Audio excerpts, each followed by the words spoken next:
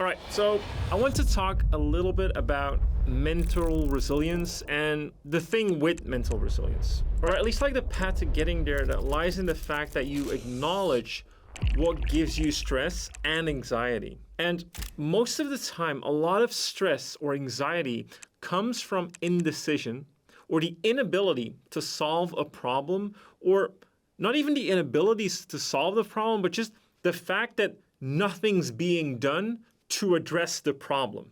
And this, in and of itself, already causes anxiety. And to give you a little bit of an anecdote, when I was remodeling our basement, it flooded with water. And that's like a really good cause to get anxiety or to have stress. And I'm not a builder, so I'm not a professional. And so in any way, I didn't really know how to solve the problem. And that gave me a ton of stress. So now if I were to do nothing about it, I would keep having stress about this fact that my basement is flooded. And it will keep giving me stress if I don't do anything about it. However, as soon as I call a professional to come and fix the problem, and they acknowledge the problem, and they say like, we'll be there in a couple of hours, or we'll be there tomorrow, not even to necessarily already fix it, but just to come look at it, just by doing that, that's already enough for me to reduce my stress and anxiety. My basement's still flooded. Like there's nothing fixing it right now or at that moment, but someone will. The problem has been addressed, and my anxiety lowers because of it. Like someone will fix the problem in the future. It is being taken care of. And usually what is giving you stress is the fact that nothing is being taken care of. And this is like part of the mental resilience as well. It's the fact that you know and acknowledge that the problems that you are facing and that you're undertaking steps to solve those problems. It's like one of the first steps, in my opinion, towards any mental resilience. It's almost like training that problem-solving mindset of yourself. Like mental resilience doesn't necessarily only come from the fact that you are immune to anything, like nothing hurts you, right? Like you're immune to adversities because no one is immune to adversities. Everyone is sensitive to something. So you just have to acknowledge this. You have to acknowledge the fact that you will have adversities, you will have failures, and all of that throughout your life will happen. And what you want to do is you want to have a set of problem-solving skills that reduces that anxiety. Now, to give you an example, when it comes to drawing or painting, and you feel anxious or stressful to make anything, or you just don't feel like you're good enough yet to do anything or to create anything, that's also like this level of stress, this level of anxiety that you're actually giving yourself, right? So your basement is metaphorically flooded, but what you need to do is you need to start addressing that problem, not frantically trying to go for a solution. You just start to address this problem. So what's the problem, right? All the problem could be is like a lack of fundamentals, or a lack of figure drawing, or a lack of anatomy, like a lack of fundamental knowledge, or a lack of basic form understanding. The fact that you don't have a training program could also be a problem.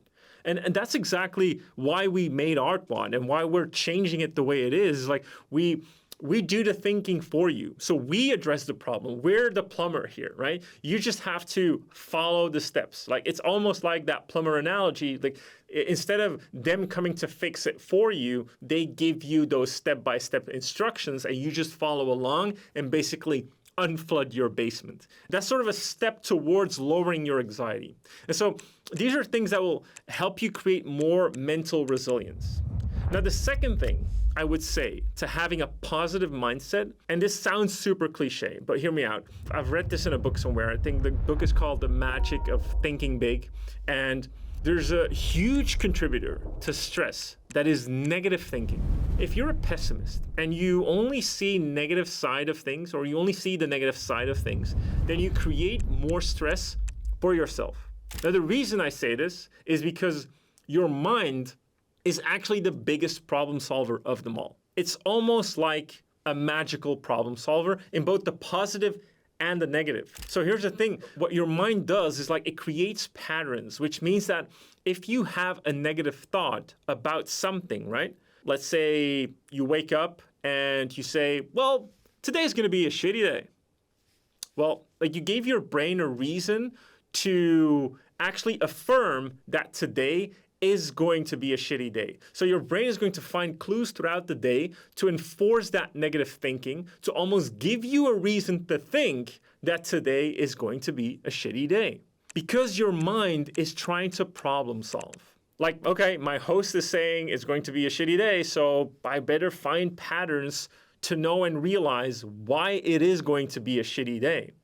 And so if you were only focused on negative things, that's what happens. Now, the cool thing is you can reverse this. And if you reverse it and you say like, today is going to be an awesome day, your mind will do the exact same process. It will highlight positive things throughout your day, throughout whatever pattern it can find to reinforce that fact that today is going to be an awesome day. So for me, it's like very important because this like little bit of like law of attraction almost, it has to do with how you frame your mind positively. And this comes down to drawing and painting as well. When you think you're going to do a shitty drawing from the get-go, as soon as you put pen to paper, you almost like set up your brain to think that way. And because of this reason, it might already come out shitty. And this is something you should try and avoid. Now, what you should do is you should either accept the fact that you're going to fail, because of course, drawing is failing.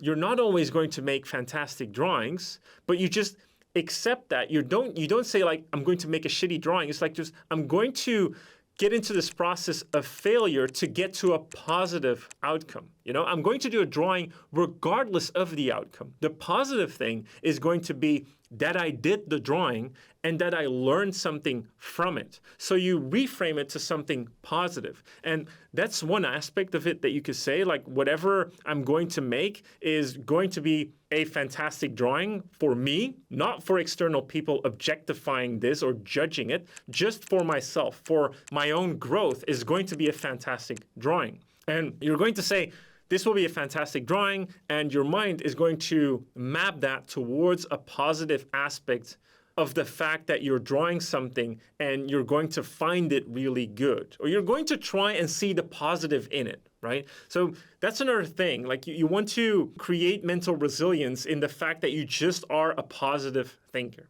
Now, the third thing is actually having a healthy lifestyle. You know the old saying, healthy body, healthy mind? And I really believe in this. Like when I started, I just did regular fitness, going to the gym, and I already felt better. Before I went to the gym, and it was probably around the age of 21, I was literally a chain smoker. Like I smoked cigarettes. I can't even believe I'm saying that, but I did. Like I smoked cigarettes from the age of 14 to 21. And as soon as I hit the gym and I quit smoking, I immediately felt better. And I didn't want to feel like a hypocrite, so that's why I quit smoking. But so I quit smoking, I went to the gym, I loved it. Later I discovered CrossFit, which I still do to this day, and it makes me feel amazing. It just, the fact that, again, having this positive mind frame of I'm doing something, even though some days are absolutely shit or feel like shit, I'm doing something that is making me feel positive. And in the days that I was, smoking and basically making all the wrong decisions, I had a lot of negativity. I had a lot of negativity in my life, and therefore I was a lot more anxious and I had a lot more stress.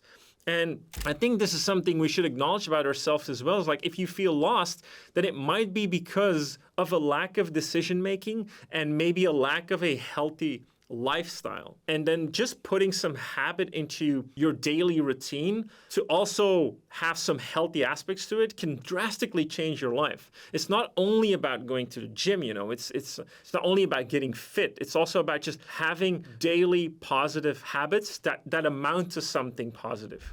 And this leads me into number 4, which is having a goal. And that ties back into the first thing, like if your life is led by indecision, then you will always be stressed because there will always be random problems. The problems are not going to go away. Problems, there will always be problems everywhere. Trust me, everything is always going to contain some type of problem. Now, the thing is, if there's indecision, there's no clear path for you to go to. And then if a problem crosses your path because you don't know what you're going to do, or you don't really know how to go about a solution, is because you don't know how to move forward and you don't have any problem solving skills. And having a clear goal, I think, is crucial. And the thing is, and this is really cool about setting goals, is that the first goal doesn't need to be like a super high goal. It doesn't need to be the end goal. The fact is, like, aim for the sky, but start with small goals. Just like starting a drawing, or finishing one drawing today can already be a goal, and you're cultivating problem-solving skills towards getting to that goal. And then you can reposition the goalpost, so to speak, and make higher and higher goals and achievements. But having a goal is incredibly important.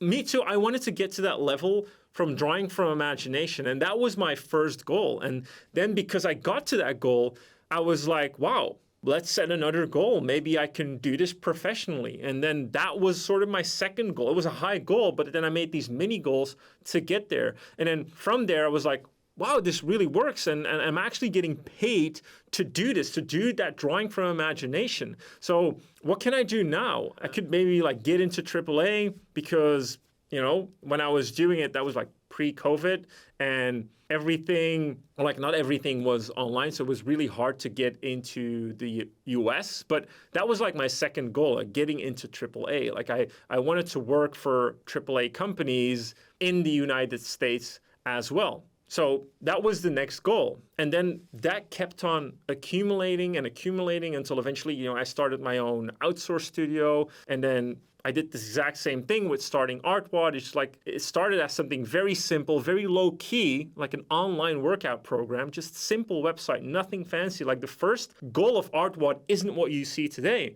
So the goal was just to have some subscribers, not to have this like vast amount or have this huge following, just have people interested in it. In order to reach that goal, of course, I needed to put in the work, and I needed to have that vision of what it eventually might lead into. But it started with like this mini goal, and even that mini goal already came with its heaps of problems. So there's always going to be problems. It's just like having a goal is really healthy to making sure that you stay on the right path and cultivate the right sort of problem-solving skills in order to reach those goals and create that mental resilience. And so this is like what I feel is the best way to go about dealing with a lot of anxiety or stress that you face, is those 4 aspects of cultivating really good problem-solving skills, having a healthy lifestyle, thinking positively, which is like a lot harder than you would realize. I think thinking positively is not like a passive thing. It's like, it's really like an act. Like it's really an act that takes effort. It's something very active to think positively and to then have goals. You need to set those goals. Once you set your goals, then it won't hurt as much when you're faced with problems or adversity as well. I think that's a very important key of goals, is that if you're aimless and you're hit with problems, those problems suddenly become your entire worldview. Like it's only these problems. Like my basement is flooded and that's all I can see. Whereas if you have a goal and that flooded basement is just like part of the process, you accept that. And once you've cultivated these problem-solving skills to deal with that, to deal with the problems at hand, you get a lot less anxiety. Or not even you that deal with them, just the fact that you know that these problems are going to be worked on. So someone else deals with them, right? Or you know that someone will help you to deal with them. All of this will help you to create a bit more resilience in your artistic journey, or in any journey for that matter. And if you don't have the skills yet to solve the problem, then get someone to solve those problems for you. Same with the analogy that I said about my basement being flooded. If you can't solve it yourself, get some help. And this goes for whatever you face in life. Never be afraid to ask for help. And of course, also in art, never be afraid to ask for help. That's what Artwod is literally for. It's for the community, and it's where your peers are for. It's just like you can ask people for help. you can use Artwod because you don't have a system, right? Because you don't have the right sort of framework in place to solve those problems. You can just rely on Artwod to go through them, not only to consume it, but just to literally apply what you need to apply in order to have trust in the fact that you will improve in your artistic technical skill, right? Because that's what Artwod is for, essentially. And so, but you need to, it starts with a level of honesty of where am I lacking these problem-solving skills, and can I cultivate them myself, or do I need to rely on someone externally to solve them for me? But then being honest with yourself about that will drastically lower your anxiety or your stress towards actually fixing your problems. So that's all I wanted to say about that in this video. I hope it was helpful for some of you. And as always, I'll see you in the next one. Happy drawing.